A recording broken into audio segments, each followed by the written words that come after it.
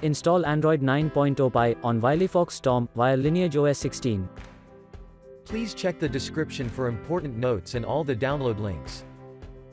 First download ROM and GApps packages, then transfer the downloaded files to the phone storage, link is in the description below. Step 2. Boot your device into TWRP recovery. Once in TWRP, click on Wipe, Advanced Wipe, and select the check boxes, as shown in the image, excluding internal storage. Step 4. Swipe the button to wipe the device. Step 5. Go back to the recovery main screen, and tap on the Install button. Step 6. Navigate to the storage, and select the ROM zip file. Step 7.